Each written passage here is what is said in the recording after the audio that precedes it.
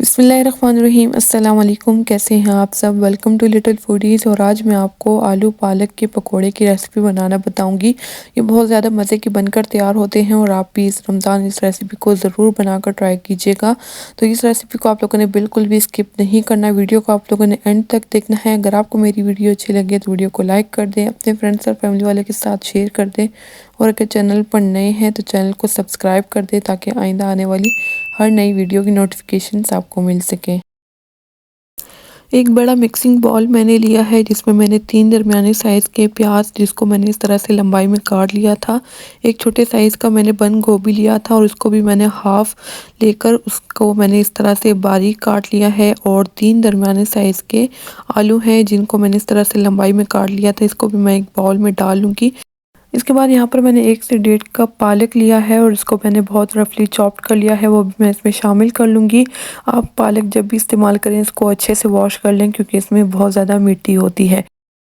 इसके बाद मैं इसमें कुछ मसाले डालूँगी। अजवाइन 1 चाय का चम्मच, भुना कुटा ज़ीरा 1 चाय का चम्मच, चाट मसाला 1 चाय का चम्मच, नमक आधा खाने के चम्मच, आप इसमें अपने टेस्ट के मुताबिक नमक डाल लीजिएगा। काला नमक आधा चाय का चम्मच, हल्दी आधा चाय का चम्मच, दड़ा मिर्च 1 चाय का चम्मच, आप इसकी जगह रेड चिली पाउडर का इस्तेमाल भी कर सकते हैं। मीठा सोडा 1/4 टीस्पून या 1 पिंच के बराबर आप लोगों ने इसमें डाल लेना है। धनिया 1 खाने की चम्मच, कसूरी मेथी 1 खाने की चम्मच, धनिया, ज़ीरा और अजवाइन को पहले आप लोगों ने तवे पर या किसी फ्राइंग पैन में इसको ड्राई रोस्ट कर लेना है और उसको दरदरा से पीस लेना है। जब आप इसको पकौड़ों में फिर शामिल करेंगे तो इसकी खुशबू और फ्लेवर बहुत ज़्यादा अच्छा आता है। यहाँ पर मैं इस पकौड़े के मिक्सचर को अच्छे से मिक्स कर लूँगी। इसी के साथ इसमें आधा कप हरा धनिया और 1-1 चाय का चम्मच अदरक और लहसुन का पेस्ट डालकर इसको अच्छे से मिक्स कर लेना है। इस टाइम पर वो मुझसे डालना इसमें भूल गया था। मैं इसकी अच्छे से मिक्सिंग कर लूँगी। इसको मिक्स कर लेने के बाद यहाँ पर मैं इसमें 1 से 1.5 कप बेसन डालूँगी और बेसन को पहले से मैंने छान कर रख लिया था। इसके बाद मैं इसको दोबारा से थोड़ा-सा मिक्स कर लूँगी और यहाँ पर मैं इसमें डायरेक्ट इसमें पानी शामिल नहीं कर रही क्योंकि मैंने तमाम सब्जियों को पहले से वॉश कर लिया था और उसमें हल्की-सी नमी भी बाकी थी। तो इस वजह से पहले मैं इसको बहुत अच्छे से मिक्स कर लूँगी। अगर ज़रूरत पड़े तो मैं इसमें पानी डाल लूँगी, नहीं तो मैं इसमें पानी नहीं डालूँगी। यहाँ पर आप देख सकते हैं कि तमाम सब्जियाँ अच्छे से मिक्स हो चुकी हैं और ये मुझे थोड़ी-सी ड्राई लग रही हैं, इस वजह से यहाँ पर मैं इसमें थोड़ा-सा पानी डालूँगी, बहुत ज़्यादा पानी का इस्तेमाल नहीं करूँगी। यहाँ पर मैंने आधा कप पानी लिया है, तो थोड़ा-थोड़ा करके मैं इसमें पानी डाल लूँगी और इसका बैटर बनाकर तैयार कर लूँगी। अदरक और लहसुन का पेस्ट जो मैं डालना भूल गई थी, तो इस टाइम पर मैं इसमें अदरक और लहसुन का पेस्ट डाल लूँगी। 1 चाय का चम्मच मैंने इसमें अदरक डाल लिया है और इसी के साथ मैं इसमें 1 चाय का चम्मच इसमें लहसुन डाल लूँगी और आधा कप मैं इसमें हरा धनिया डाल लूँगी और इसको मैं दोबारा से अच्छे से मिक्स कर लूँगी। मिक्सिंग कर लेने के बाद मैं इसको कवर कर दूँगी और 5 से 6 मिनट के लिए मैं इसको रेस्ट के लिए रख दूँगी। यहाँ पर हमारे पकौड़ों के बैटर को 5 से 6 मिनट हो चुके हैं और इसको मैं दोबारा से थोड़ा-सा मिक्स कर लूँगी। इसके बाद मैं इसको फ्राई कर लूँगी। पकौड़े बनाने के लिए ऑयल को मैंने पहले से मीडियम हाई फ्लेम पर गरम कर लिया था। ऑयल का टेम्परेचर ना ही तो बहुत ज़्यादा हाई होना चाहिए और ना ही बहुत ज़्यादा लो होना चाहिए। दोनों सूरतों में आपके पकौड़े बिल्कुल ख़राब हो जाएंगे।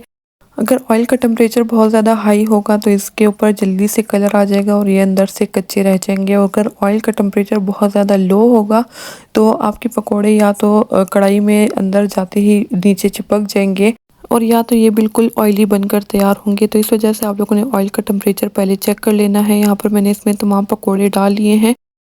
पकोड़े डालते वक्त मैं इसका फ्लेम बिल्कुल मीडियम लो कर देती हूँ और तमाम पकोड़े डाल लेने के बाद मैं इसको मीडियम हाई फ्लेम पर पका लेती हूँ। इस तरह से पकोड़ों के ऊपर एक जैसे कलर आता है और ये क्रिस्पी भी बनकर तैयार होते हैं। यहाँ पर मैं पकोड़ों के साइड चेंज कर लूँगी और उसके ऊपर कलर आने तक मैं इसको पका लूँगी। पकोड़े की साइड चेंज कर लेने के बाद यहाँ पर मैं इसको 1 से 2 मिनट के लिए पका लूँगी और इसके बाद मैं इसको चम्मच से मिक्स करूँगी ताकि तमाम पकोड़ों के ऊपर एक जैसे कलर आ जाए। यहाँ पर पकोड़ों के ऊपर बहुत खूबसूरत सा कलर भी आ चुका है और ये बहुत क्रिस्पी भी बनकर तैयार हो चुकी हैं। तो यहाँ पर हमारे आलू पालक के पकोड़े बिल्कुल बनकर तैयार हो चुके हैं। इसको मैं स्ट्रेनर में स्ट्रेन कर लूँगी ताकि इसमें जितना भी एक्स्ट्रा ऑयल हो वो निकल जाए। मज़ीद रेसिपीज़ देखने के लिए आप मेरे चैनल लिटिल फूडीज़ पर भी विज़िट कर सकते हैं। तो इन पकौड़ों को मैंने इमली और आलू बुखारे की चटनी के साथ सर्व किया है जिसकी रेसिपी मेरे चैनल पर मौजूद है। अगर आप देखना चाहें तो वो भी आपको मेरे चैनल पर मिल जाएगी। आई होप आपको आज की मेरी ये वीडियो भी अच्छी लगी होगी। वीडियो अच्छी लगी हो तो वीडियो को लाइक कर दें, अपने फ्रेंड्स और फैमिली वाले के साथ शेयर कर दें, और अगर चैनल पर नए थे तो चैनल को सब्सक्राइब कर दें ताकि आइंदा आने वाली हर नई वीडियो की नोटिफिकेशंस आपको मिल सके। रमज़ान के इस बाबरकत महीने में अपनी ढेर सारी दुआओं में मुझे और मेरी फैमिली वालों को याद रखिएगा। Thank you. अल्लाह हाफिज़।